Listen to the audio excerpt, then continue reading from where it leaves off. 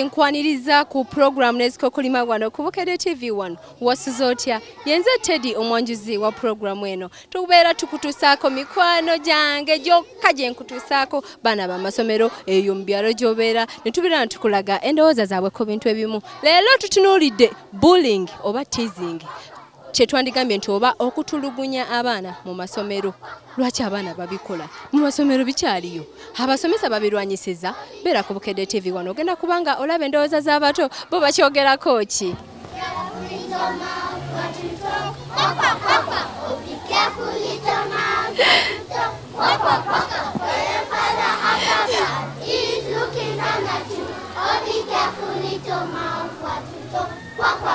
Kaba nange bandaze obuntu bwe balaga bo baba buyiga batya nange njagadde mbwagadde okubuyiga ulira bababuuza naye nga njagala okutunulira okutulugunya oba teasing bo abaana bakitegeera batya mu masomero kuba tulabanga kibeeramu nnyo era nga muze nsuubira muze ogwetaaga okubeera nga gukomezebwa mu masomero. Oli otya? Yegwani? Patience. Ate ddala? Umana. Osoma class ki? P1. Omanyi bullying? Nedda. Ate teasing?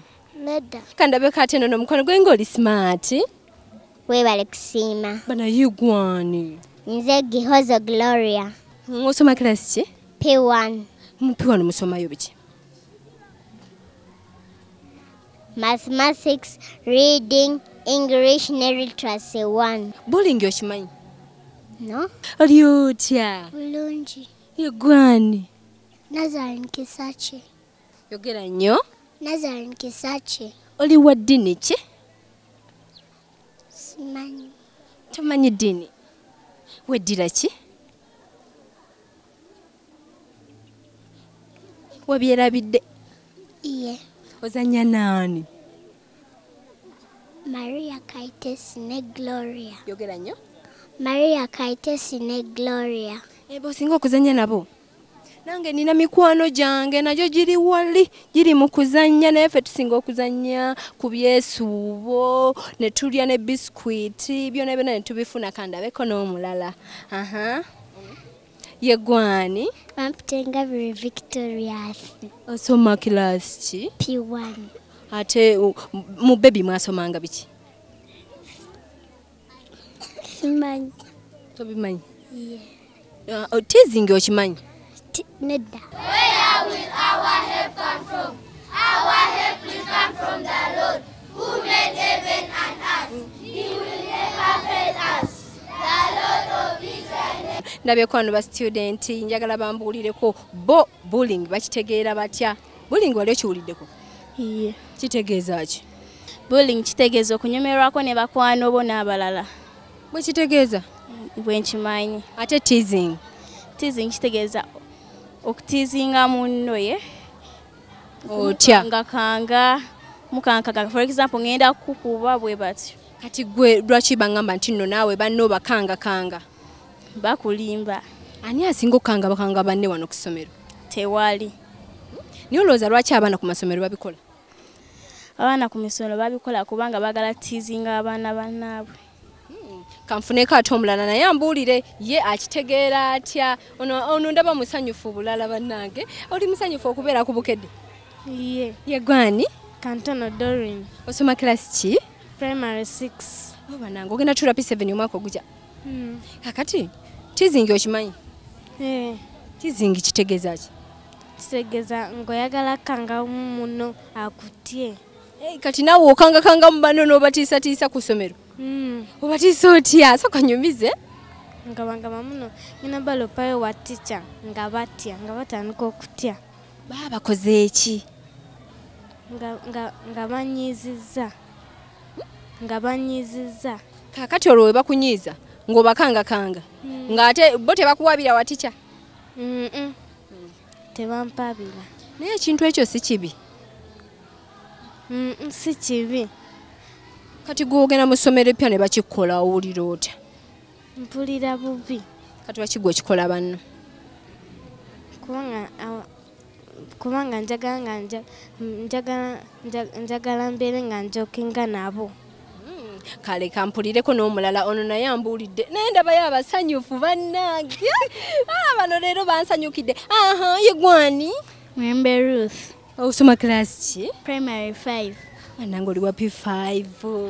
Kati gwe naye wona okula oyagala kubeera ki?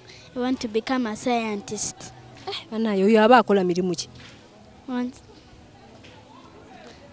Wants to make a doctor. Teasing okimanyi? Yes. Baani abasinga okutiizinga abannaabwe? Their enemies, when they do bad to them, they start making groups and say that you people, you come and we gather and we tease our friends. How do they tease? Like they say that you girl help me with it, I'm going to refund you back, but when they don't refund you back. Oh, is it good to tease someone? No. Why? Also God is very angry with that. Lwaki otiizinga banno ku ssomero banga gwe osinga otiizinga? Nze sitiizinga abantu ku ssomero. Sitiizinga abantu ku ssomero. Naye wali obirabyeko? Wabiraba wa? Wano ku ssomero. Batiizinga batya? Bayinza okusanga nga wakugamba oli focusinga ku wakawo ne batandika okusumbwa kyokka nga toyagala kuzannya nabo. Kati gwe nawe nozzaako ki we bakusumbuwa? Nze ngenda wa teacher ne mugamba muti bali kundisorganizinga kubanga mbeera focused. Ekintu ekyo bwe baba bakikola kirina kye kikuutawanyirako mu kusoma kwo? Kitya? Anti mbeera sitegeera byensoma nga focus yange eri kubali ate nga nina okusoma. Kati ki kyoyagala kikolebwe mu masomero? Teasing eggweewo. Nze nsaba baticha bange ababatiizinga babavunaano basse kye babaweesa sipe. Obadde odduka? Obadde otidde? Tokimanyi ekya bullying? Nedda.